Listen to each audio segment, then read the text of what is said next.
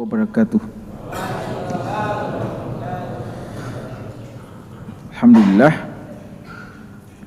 Alhamdulillahi ala ihsanih wa syukru lahu ala taufiqihi wa amtinanih. Wa ashhadu an la ilaha illallah ta'ziman li sya'nih. Wa ashhadu anna Muhammadan abduhu rasuluh ad-da'i ila ridwani sallallahu alaihi wa ala alihi wa sahbihi wa ikhwani amma ba'd. Para hadirin, bapak-bapak,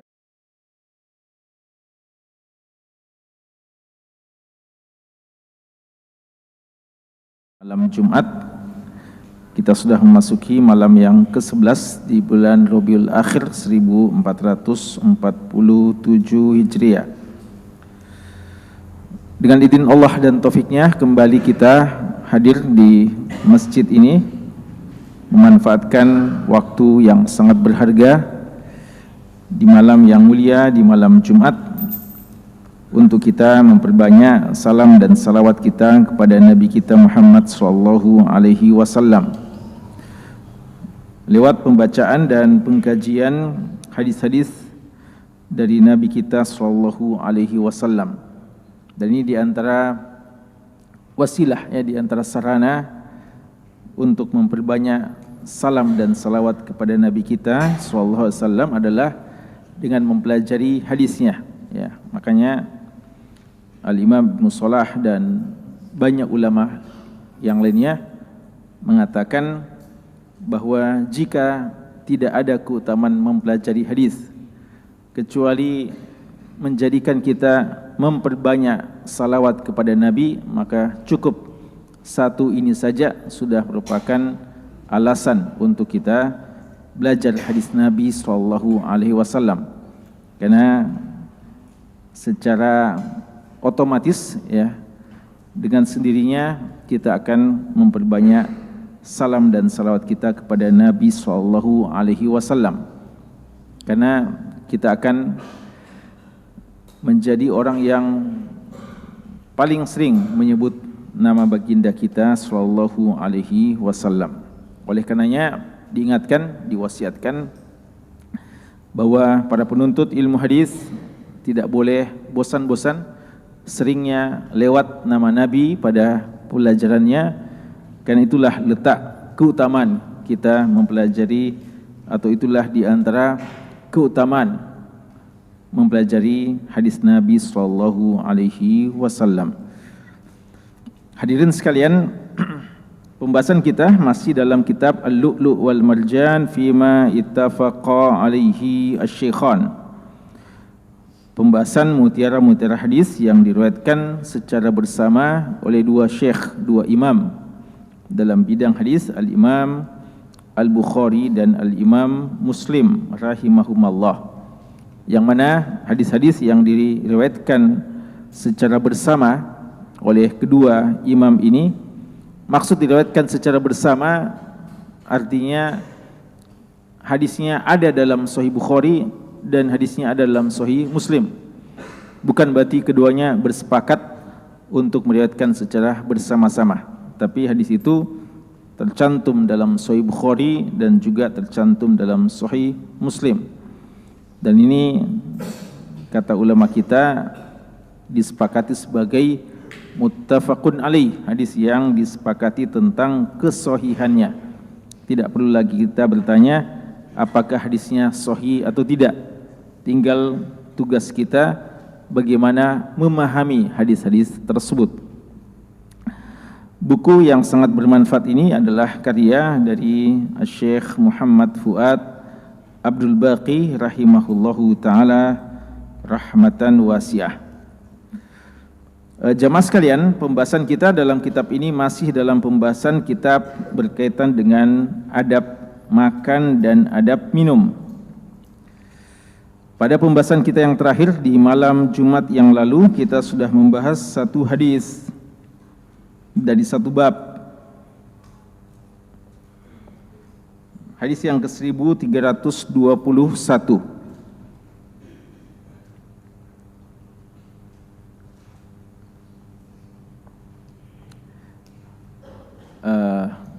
Gimana ikhwat tadrib? Masih ingat ya hadisnya ya? Antum? Siapa lagi namanya? Sofwan. Apa pembahasan yang lalu? Tentang apa? Apa? Tidak hadir. Kenapa tidak hadir? Ada kaidah yang berlaku di majelis ini, ya. Bahwa yang hadir dan yang tidak hadir selama dia masih mahasiswa tartib berhak untuk ditanya dan wajib untuk menjawab, ya. Dan jangan mengumpulkan antara dua kesalahan. Sudah tidak hadir, tidak menjawab lagi, ya. Tugas yang tidak hadir, kalau dia tidak hadir, ini dalam semua pelajaran ya, taklim apa saja, utamanya pelajaran-pelajaran yang memang antum mesti pelajari di kelas dan di mana saja. Ketika antum tidak hadir, maka antum tanya teman-teman yang antum hadir tadi, apa tadi yang disampaikan Ustadz, apa tadi yang antum pelajari. Dan kewajiban bagi yang telah hadir, falyuballigh minkum asyahid al-ghaib. Yang hadir mesti menyampaikan kepada yang tidak hadir. Dua-duanya mesti proaktif. Yang hadir sampaikan, yang tidak hadir mau bertanya, ya. Tapi kalau dua-duanya cuek, nah ini yang masalah, ya. Penuntut ilmu tidak seperti itu. Gitu deh, ya. Kalau gitu yang hadir, ya, bukan yang hadir dan tidak hadir tetap mesti ditanya, ya. Tommy, coba apa pembahasan utama yang lalu?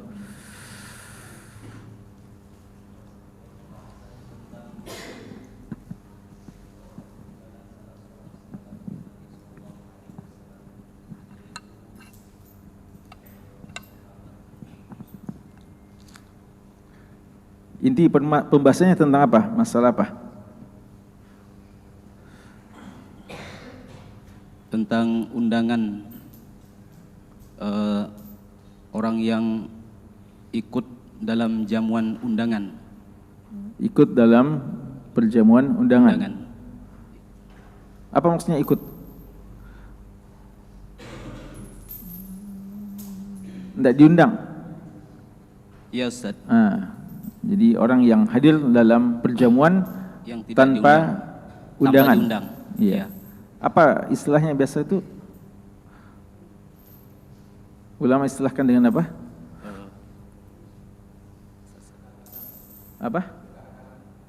Bahasa Arabnya apa? Bahasa Arab. Apa bahasa Arabnya? Kekanak-kanakan apa gimana? Hah? Siapa yang tahu? Hah? Tufail. Tufaili. Tufaili. At-tatafful. Tufaili. Iya. Taib. Apa kesimpulannya? Bisa atau tidak? Pakai mic. Lupa Ustaz. Ya. Lupa Ustaz. Kesimpulannya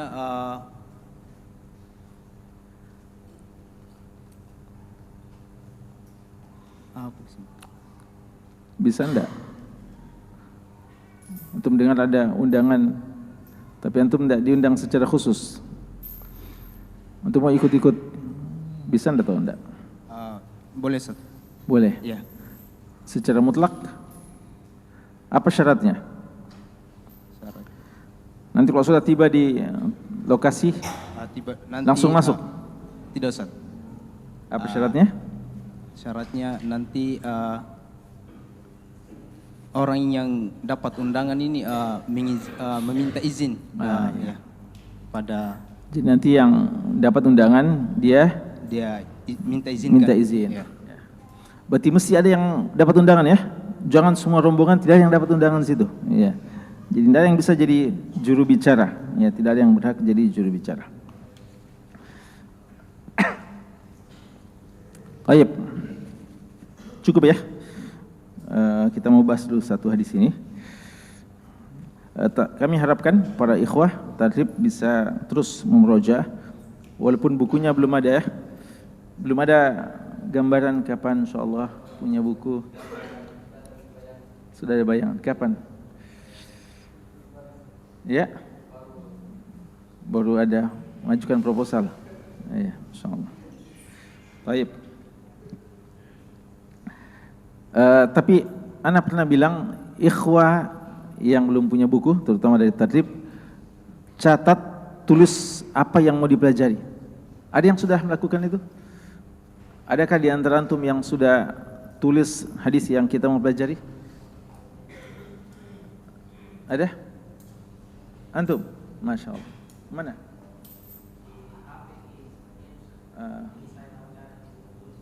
Iya. Kalau di HP bukan sebagian, bisa lengkap itu kalau di HP, ya, lengkap bukunya ada. Ya. Antum catat di HP? Masya Allah. Iya. Baik. Tapi bagus itu ya, antum tetap kalau bisa nulis ya dalam buku-buku antum.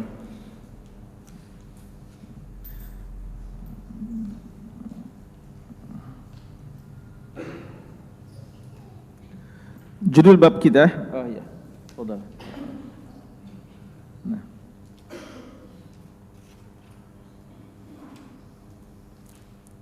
Bismillahirrahmanirrahim. Alhamdulillahirabbil alamin wa bihi nasta'inu ala umuri dunya waddin. Wa sallallahu ala nabiyyina Muhammadin wa ala alihi wa ashabihi ajma'in.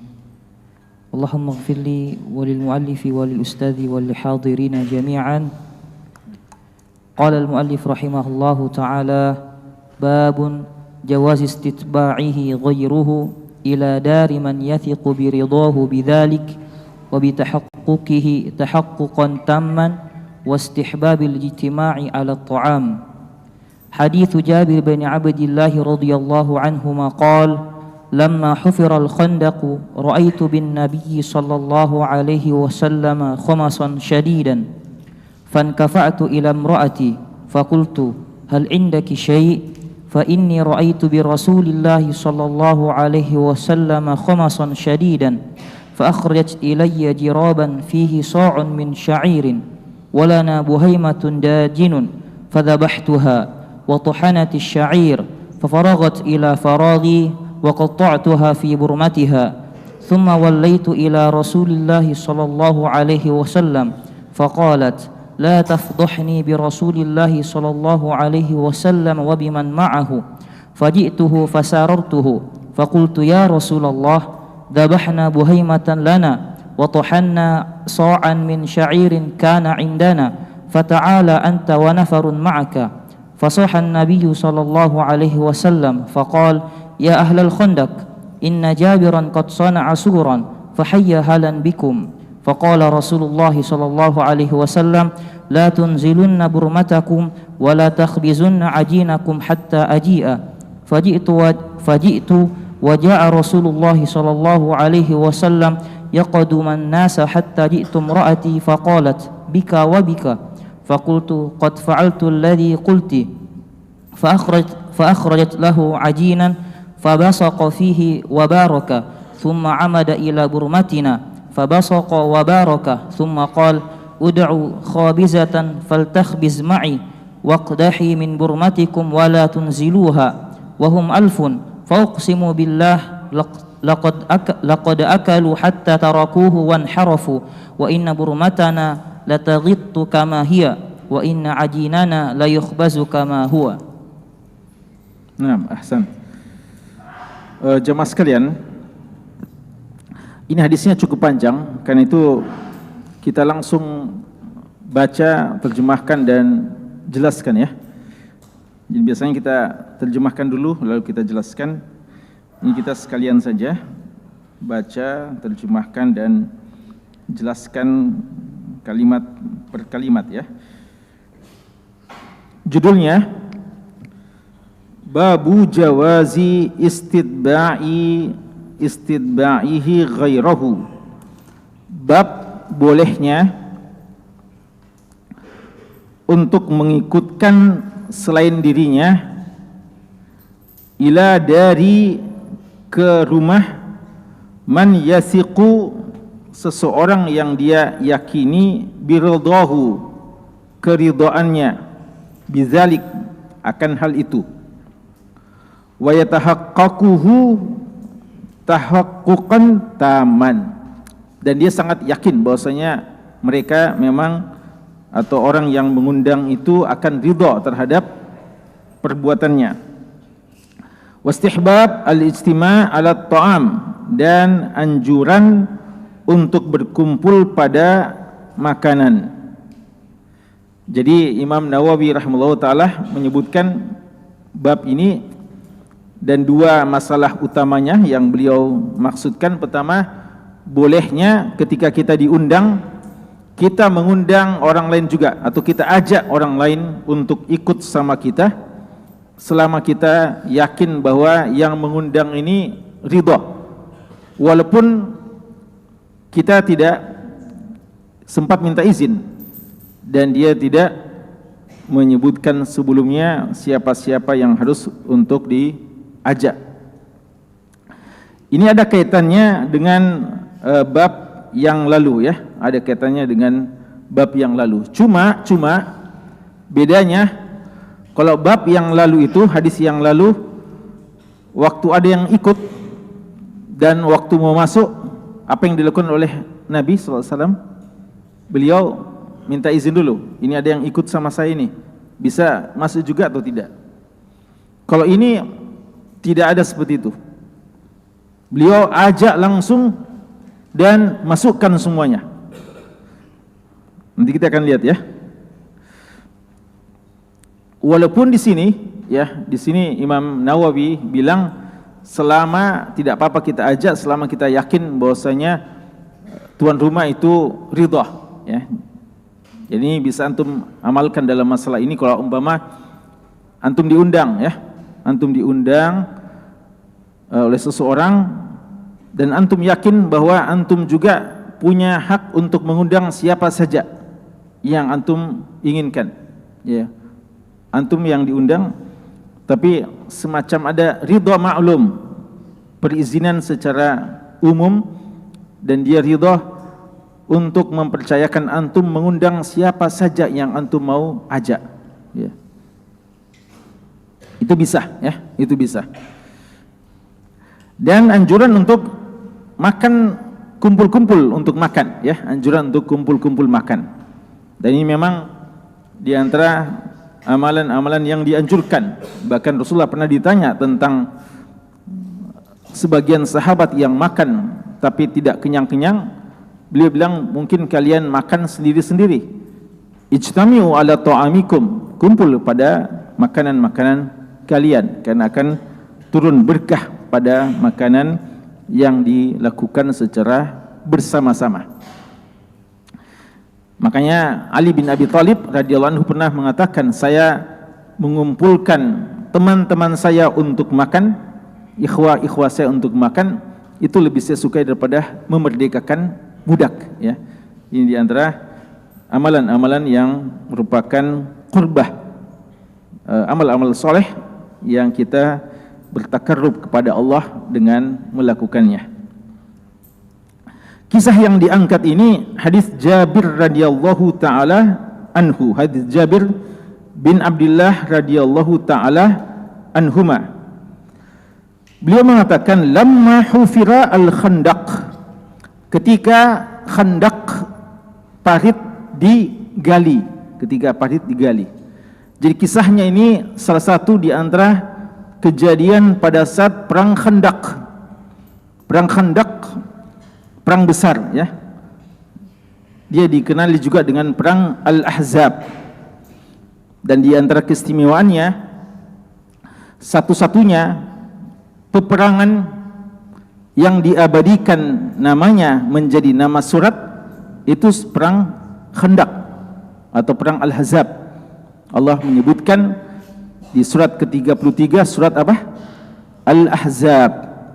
Walaupun perang Badar termasuk perang yang paling besar, Ghazwatu Badrin Kubra ya, begitu diistilahkan. Dan ini adalah kemenangan yang pertama kaum muslimin, tapi tidak diabadikan menjadi nama Al-Qur'an. Tidak ada surat dalam Al-Quran, surat Al-Badr. Uhud, ada surat Uhud? Tidak ada ya, surat Uhud dalam Al-Quran. Surat Mu'tah, surat Khaybar, tidak ada ya. Surat Tabuk, tidak ada.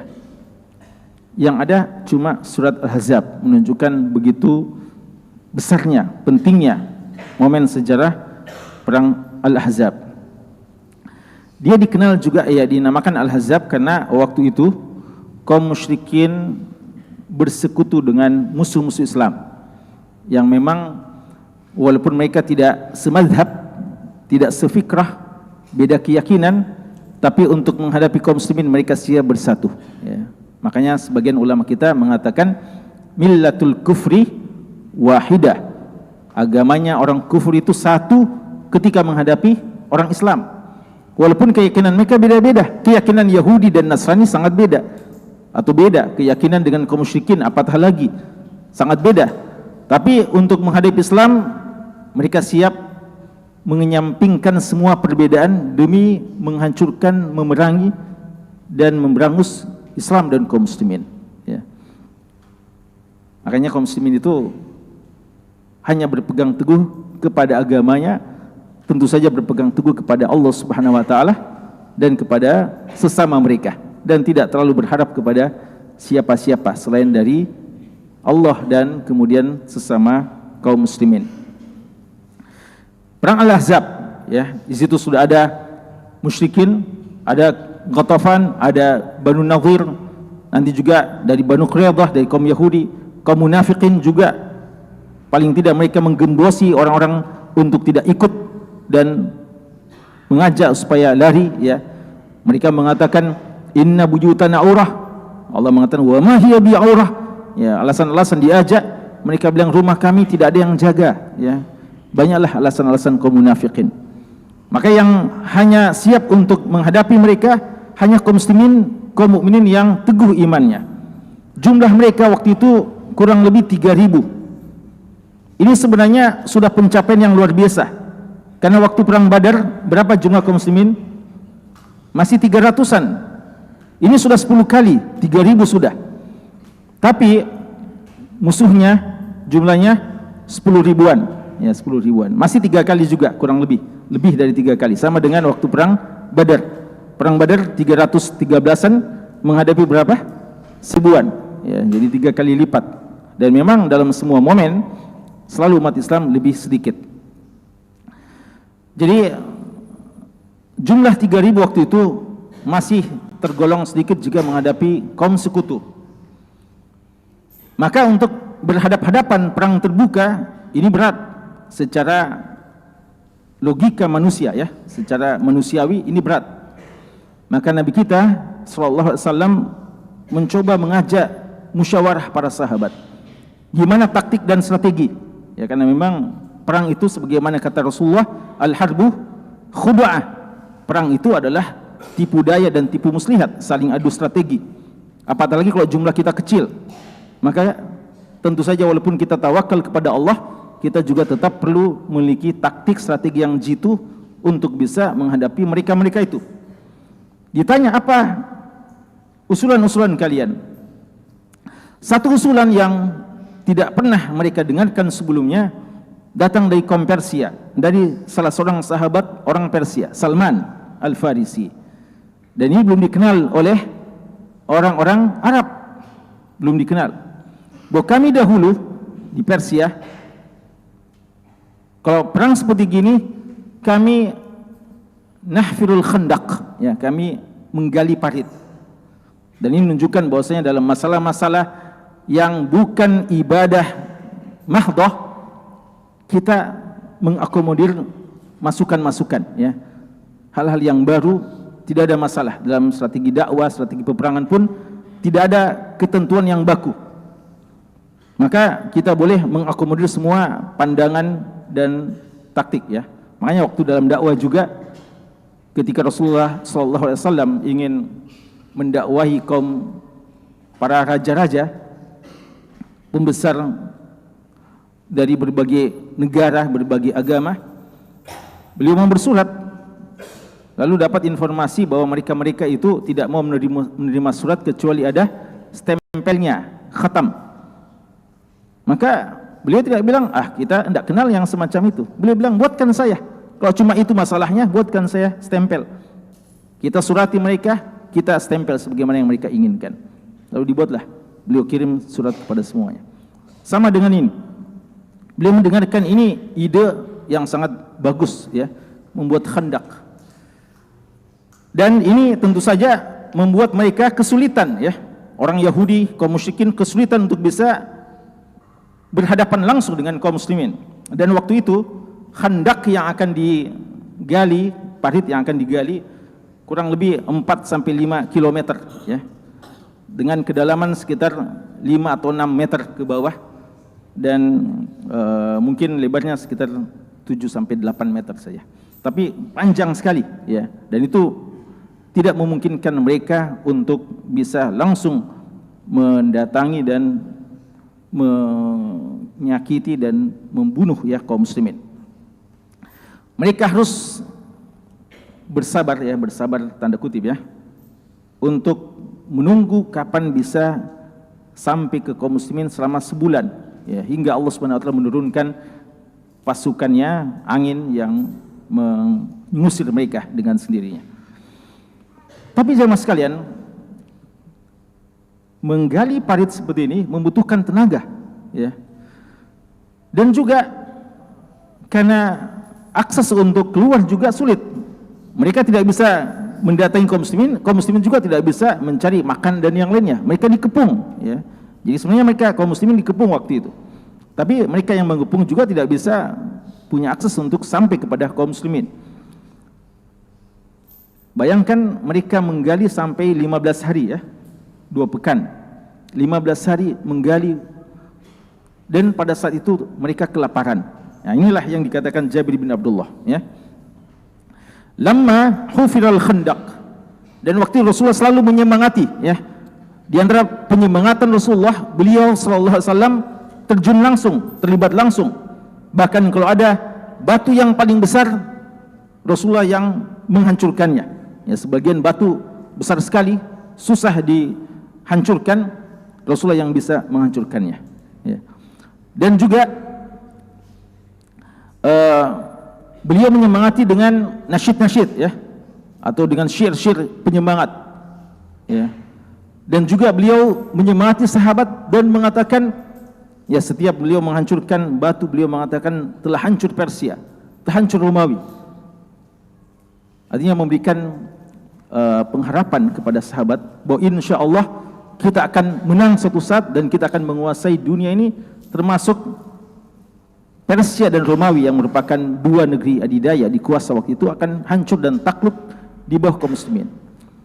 Dan waktu itu kaum muslimin mengatakan, subhanallah, ini suatu hal yang, informasi yang susah dicerna oleh akal. Karena waktu itu kita masih dalam kondisi yang sangat lemah, dan Persia dan Romawi dikenal sebagai kekuatan yang luar biasa. Dan pada waktu itu sedangkan kita mau pergi buang air saja kita ketakutan, ya. Masih diliputi oleh ketakutan dengan kekuatan musuh waktu itu. Tapi himmah alia yang ditanamkan oleh Nabi SAW. Beliau mengajak para sahabatnya, dan kaum muslimin waktu itu 3.000-an, ya. 3.000-an menggali parit. Tapi nanti disebutkan dalam hadis ini 1.000, ya, 1.000 yang akan pergi undangan makannya Jabir bin Abdullah. Ketika lamma hufilal khandaq, ketika khandaq parit digali, ra'aitu bin Nabi sallallahu alaihi wasallam, saya melihat Nabi sallallahu alaihi wasallam. Dan ini antum lihat, ya, sering kita sebutkan bagaimana para sahabat dalam setiap momen mereka selalu mencoba melihat bagaimana Rasulullah. Karena mereka faham bahwa Rasulullah itu bukan cuma teladan pada waktu salat. Beliau tidak hanya mengatakan sallu kama ra'aitumuni usolli, tapi beliau dalam haji juga mengatakan apa? Li ta'khudhu anni manasikakum. Haji juga diikuti Rasulullah. Dalam jihad juga Allah mengatakan laqad kana lakum fi Rasulillah uswatun hasanah. Ayat itu di mana letaknya laqad kana lakum fi Rasulillah uswatun hasanah? Di surat apa? Surat ini, surat Al-Ahzab, ya. Allah mau katakan dalam jihad pun kalian beruswah kepada Rasulullah. Bahkan kalau kita mau mengamalkan ayat ini, sebenarnya ayat ini kan paling sering dijadikan ayat diamalkan, dianjurkan bagaimana kita meneladani akhlaknya Rasulullah, adabnya Rasulullah, dan seterusnya. Jarang orang mau mengatakan bagaimana kita mengamalkan dan beruswah dalam jihadnya Rasulullah, dalam perjuangannya Rasulullah. Padahal kalau kita mau jujur, ayat ini seharusnya digunakan pertama kali untuk mengatakan bahwa kita harus berjihad sebagaimana jihadnya Rasulullah. Beliau berjihad, apakah kita telah berjihad? Dan kalau dalam jihad, bagaimana ada pada dalam jihad? Itu uswatun hasan ada pada Nabi SAW. Oleh karenanya Jabir melihat-lihat, dan para sahabat juga melihat bagaimana Rasulullah. Mereka menceritakan bagaimana semangat Rasulullah dalam kerja bakti itu, bagaimana Rasulullah menyemangati. Dan di antara hal yang menarik perhatian Jabir, bahwa walaupun Rasulullah masih sangat bersemangat, beliau menangkap bahwa sebenarnya Rasulullah sedang kelaparan. Ulama menjelaskan kenapa bisa seorang Jabir mengatakan Rasulullah sedang kelaparan. Ya, dari mana beliau tahu? Kata ulama kita bahwa karena mereka juga kelaparan. Ya, 15 hari, mungkin 15 hari menggali parit, mungkin cuma apa yang bisa mereka konsumsi waktu itu. Maka mereka juga merasakan kelaparan, sehingga mereka juga yakin hal yang manusiawi juga ada pada Rasulullah, beliau juga kelaparan. Dan juga di antara hal yang menunjukkan hal itu bahwa mereka bisa menyaksikan dan sempat terlihat ya ketika beliau kerja bakti, mungkin karena beliau mengangkat ya batu dan beliau menghancurkan batu, terlihat ternyata beliau di perutnya ada 2 batu yang beliau ikat karena kelaparan ya. Makanya sebagian sahabat waktu itu mengikat perutnya dengan 1 batu karena kelaparan, lalu beliau perlihatkan beliau sampai 2 batu ya. Artinya beliau lebih lama puasanya, lebih lama tidak makannya, lebih lama kelaparannya daripada umatnya.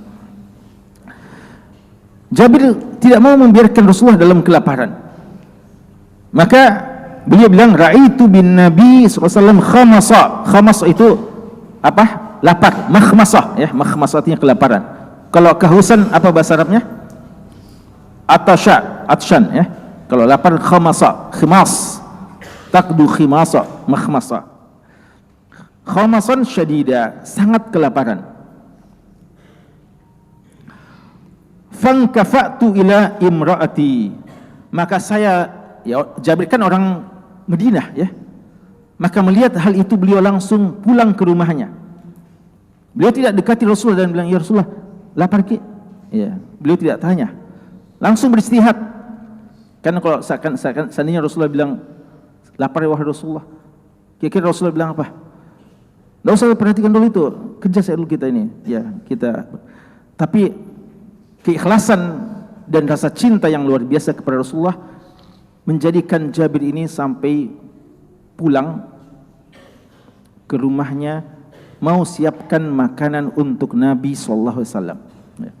Maka beliau balik. Fankafa'tu artinya faraja'tu ila imra'ati, kepada istriku. Fakultu, saya tanya istri saya, hal indaki syai'un, ada sesuatu di rumah ini yang bisa kita jamu Rasulullah? Fa inni ra'aitu bi Rasulillahi sallallahu alaihi wasallam khamasan syadida, karena saya melihat Rasulullah sallallahu alaihi wasallam sangat kelaparan.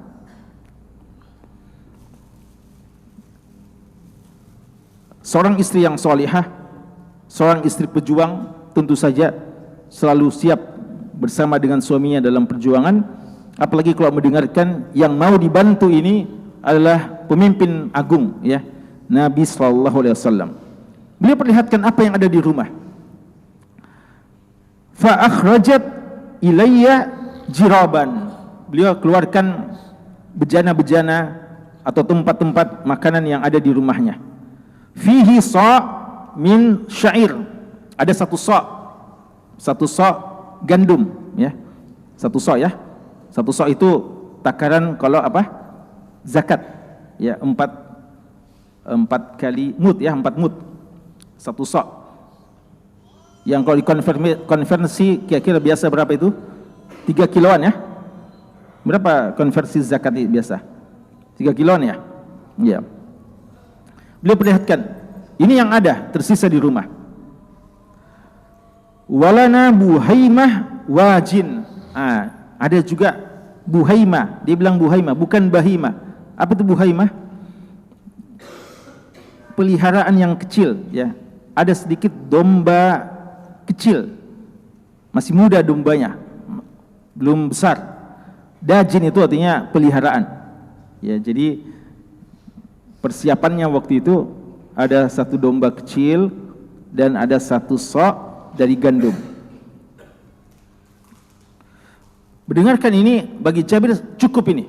Cukup untuk kita jadikan bahan menjamu Nabi sallallahu alaihi wasallam. Fa dzabahtuha. Ya. Jadi beliau langsung sembelih ini, sembelih. Ya.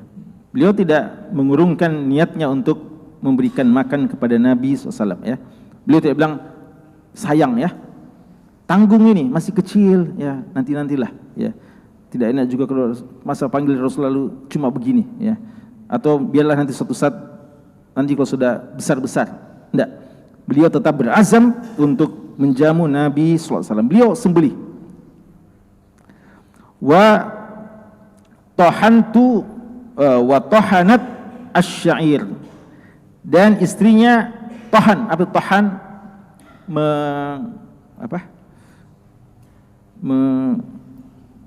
Apa istilahnya kalau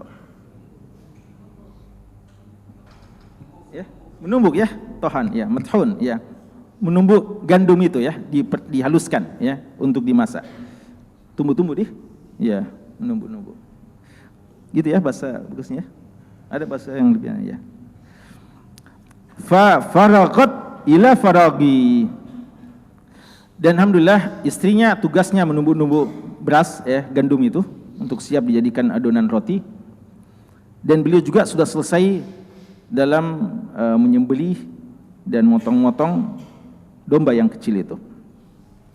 Fa faragat ila faragi wa qata'tuha fi burmatiha, dan saya, kata Jabir, memotongnya fi burmatiha. Burma itu periuk besar, ya, periuk besar yang dijadikan untuk tempat masaknya, periuknya.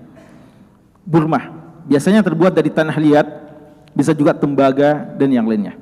Tapi di zaman itu kebanyakan pakai tanah liat, ya.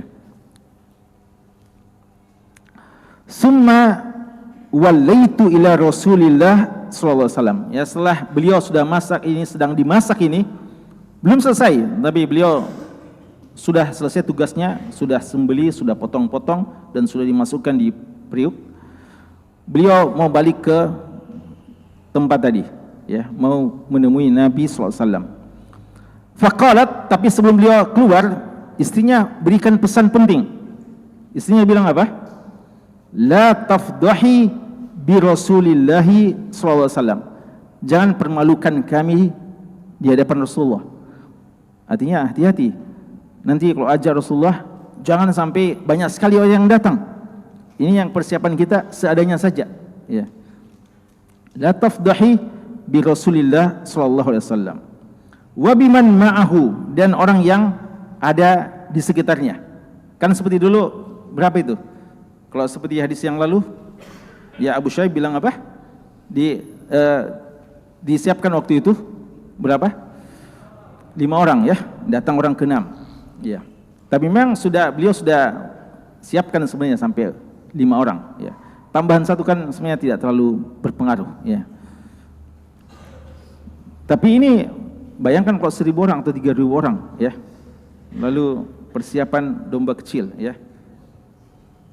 Beliau bilang, jangan permalukan kita di hadapan Rasulullah dan di hadapan sahabat-sahabat yang lain.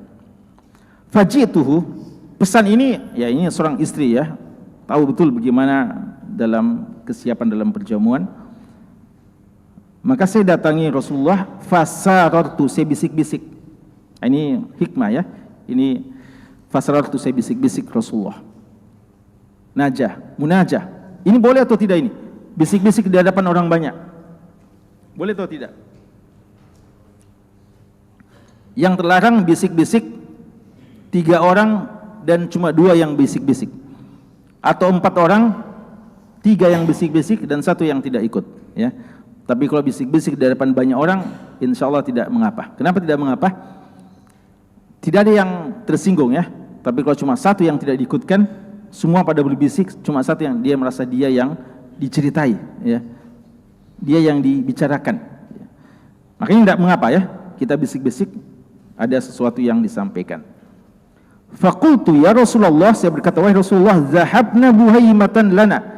Ya Rasulullah, ya beliau sebenarnya seorang yang mengundang itu tidak perlu sampai menceritakan kita alhamdulillah saya gini-gini semua yang apa yang saya masak ya. Tapi kenapa sampai Jabir perlu menyampaikan kepada Rasulullah tentang apa yang dia masak untuk menjadi bahan bagi Rasulullah? Kira-kira siapa yang perlu diajak? Berapa orang yang perlu diajak? Maka beliau terpaksa bilang, ya Rasulullah, kami mau menyembelih domba kecil milik kami. Dabahna buhaimatan lana wa tahanna, dan kami sudah mengadon ya gandum so'an min syair, satu sok saja dari gandum yang akan kami buat. Kana indana, artinya cuma ini ya Rasulullah. Fata'al, kesini, tolong ke rumah Rasulullah. Fata'al anta wa nafarun ma'aka, dan beberapa orang. Nafar itu sebenarnya biasanya nafar itu antara 3 sampai 9 ya. Nafarun. Jadi kalau yang lalu kan hadis yang lalu hadis Abu Mas'ud berapa? 5 orang. Ini juga beberapa orang ya.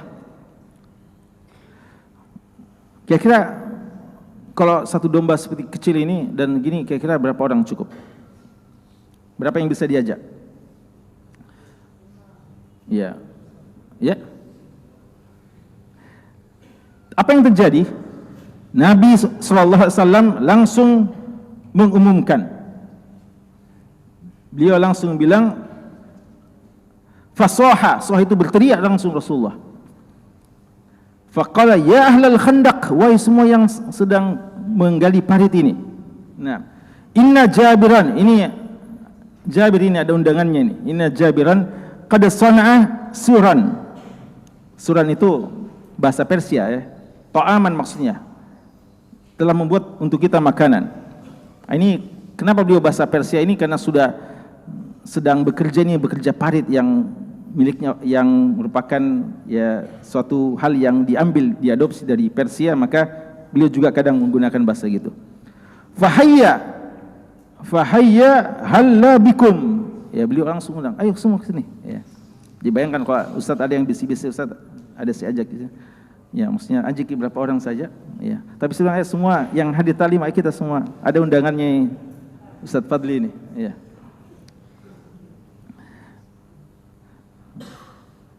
Faqala Rasulullah sallallahu alaihi wasallam. Tapi apa kata Rasulullah, pesan beliau kepada Jabir? La tunzilanna burmatakum. Periuk itu yang sedang di atas api ya. Jangan turunkan dulu, biarkan tetap berada di atas apinya ya. Wala tukhbizanna ajinakum hatta ji. Dan jangan buat dulu, jangan bakar dan buat rotinya sampai saya datang. Ini pesan beliau. Jadi Rasulullah tidak gegabah ya ngundang. Beliau siap dengan konsekuensinya ya. Maka ini tidak bisa diamalkan ini ya. Karena kita tidak punya berkah seperti berkahnya Rasulullah. Ya. Jadi hati-hati ya. Jangan diamalkan ini ya. Faji'tu. Jabir yang mendengarkan pengumuman itu, beliau kelabakan ya. Walaupun juga ada pesan dari Rasulullah, tapi beliau belum tahu apa maksudnya pesannya Rasulullah. Beliau langsung pulang ke rumahnya. Wa ja'a Rasulullah SAW, dan tidak terlalu lama datang sudah Rasulullah. Yaqdumun nas, ya beliau agak di depannya manusia. Hatta ji'tu imraati, saya akhirnya juga sudah sampai menemui istri saya. Faqalat, kata istrinya, bika wa bika. So, apa tadi saya bilang sudah begini ya, bilang apa yang saya bilang tadi, apa yang saya ya. Artinya kenapa semua datang ya? Padahal saya sudah pesankan ajak Rasul dan beberapa orang saja ya. Faqultu, kata Jabir, qad fa'altu alladhi qulti. Semua tadi pesan tak ya, sudah saya sampaikan ya, semua pesanmu untuk bisi-bisi Rasulullah, ajak berapa orang saya sudah saya sampaikan. Tapi begitulah Rasulullah umumkan. Qad fa'altu alladhi qulti fa akhrajat lahu ajina. maka beliau ya sudah tawakal kepada Allah. Beliau keluarkan ajinnya. Datang Rasulullah, fa basaqa fihi, maka Rasulullah meludah di makanan tersebut. Makanya juga jangan diamalkan ya. Tidak ada di antara kita yang ludahnya berkah ya. Jadi tidak ada di antara kita yang ludahnya berkah untuk makanan ya. Fa basaqa fihi, beliau meludahinya. Wa baraka, dan beliau berdoa untuk keberkahan bagi makanan tersebut. Ya kalau doa mungkin semua kita bisa, tapi entah dikabulkan atau tidak ya. Tapi beliau di samping berdoa juga beliau meludahinya. Dan ludah beliau adalah berkah ya. Makanya orang-orang Persia dan Romawi mengatakan tidak ada seorang pemimpin yang kami lihat begitu dihormati seperti Nabi SAW. Rambutnya kalau dicukur tidak ada yang jatuh, semua orang pada berebutan bisa mengambilnya. Ludahnya kalau beliau meludah tidak ada yang jatuh ke tanah karena semua pada berebutan bisa mengambil sebelum jatuh ke tanah, mengambil dan membasuh ya, mengusap-ngusap badannya dengan ludah Rasulullah. Dan keringatnya jadikan parfum dan seterusnya ya. Tapi ini tidak dikiaskan ya, tidak dikiaskan. Ada sebagian subhanallah mengkiaskan ini dengan sebagian yang dianggap wali-wali ya. Bahkan ada kadang wali-wali yang tidak sholat dan sebagainya ya, subhanallah.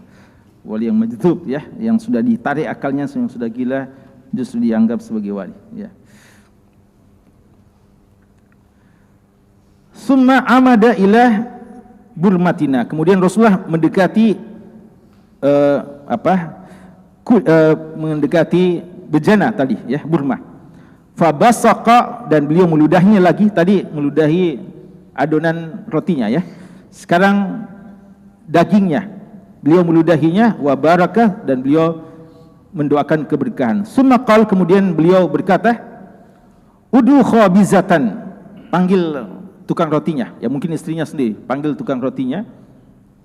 Fal tukhbiz ma'i, silahkan dia mengadon roti itu, membuat roti bersama dengan saya. Waqdahi min burmatikum, dan silahkan masukkan di periuk itu, di bejana. Wala tunziluha, dan biarkan tetap, tidak usah diturunkan dari apinya. Wahum alfun, ya kata Jabir yang hadir waktu itu, alhamdulillah tidak semua juga, tapi sepertiga, 1.000 orang ya. Jadi 3.000 yang datang, 1.000 orang. Mungkin diatur ya, ada sebagian tetap kerja dan 1.000 ini, 1.000 yang hadir. Fa uqsimu billah, saya bersumpah kepada Allah, atas nama Allah, kata Jabir, laqad akalu, semua yang 1.000 orang itu sudah makan. Hatta tarakuhu wanharafu, akhirnya mereka meninggalkan makanan itu, selesai sudah, kenyang semua. Dan mereka balik pulang. Wa inna burmatana la ta'ittu kama hiya, dan burma kami masih bergolak ya, masih mendidih-didih ya. Periuknya masih mendidih-didih, penuh dengan daging-daging dan mendidih ya, kuahnya tidak berkurang. Wa inna ajinana, dan adonan roti kami juga la yukhbazu, dia siap dengan roti kama huwa, tidak berkurang juga roti-rotinya ya. Keberkahan ya dari Nabi SAW. Kesimpulan dari hadis ini bahwa kalau ada yang mengajak ya, sesuai dengan judul bab ini, bolehnya mengajak beberapa orang untuk ikut bersama dengan kita kalau kita sudah dipercayakan oleh tuan rumah.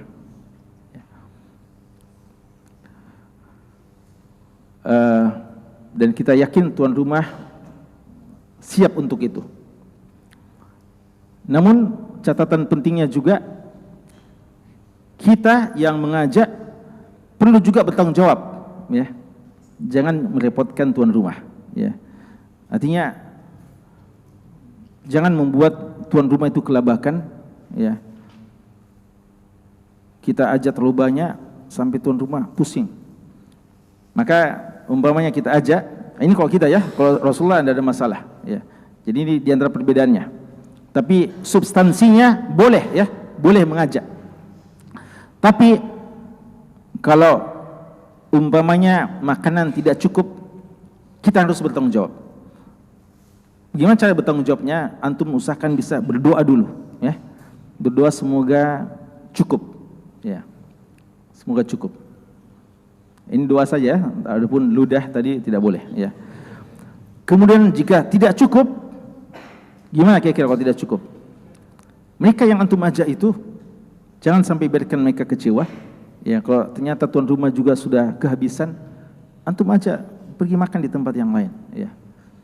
Jadi antum yang bertanggung jawab. Kalau Rasulullah bertanggung jawab dengan cara yang seperti itu, ya. Ini cara kita mengamalkan hadis ini, ya. Cara kita mengamalkan hadis ini ketika Rasulullah mengajak, beliau sudah punya keyakinan bahwasanya insyaallah berberkah, ya. Adapun jika kita tidak yakin, maka tidak boleh, ya. Tidak boleh kita mengecewakan dua pihak. Siapa dua pihak? Dua pihak tuan rumah. Kita merepotkan mereka, padahal mereka mengundang kita terbatas. Yang kedua, mengecewakan teman-teman yang kita ajak, ya. Ini fikih dalam mengamalkan hadis ini. Adapun beberapa masalah-masalah yang ada dalam hadis ini berupa perbuatan Rasulullah, maka itu menjadi kekhususan Nabi kita SAW dan tidak dikiaskan kepada kita ini, ya. Maka ya seperti yang kami sebutkan dalam memahami hadis-hadis, tidak boleh kita fahami secara zahir gitu saja, tapi kita perlu mengumpulkan riwayat-riwayat yang ada dan penjelasan para ulama kita tentang masalah tersebut. Sekali ini wallahu taala alam, dan nanti masih ada lagi satu kisah yang lain, ya, ajakan yang lain dari sahabat yang lain, dan bagaimana Rasulullah menunjukkan berkahnya, ya, dalam undangan tersebut. Wallahu ta'ala alam, sallallahu ala nabiyina Muhammad wa ala alihi wa sahbihi wasallam, wa akhiru da'wana alhamdulillahi rabbil alamin.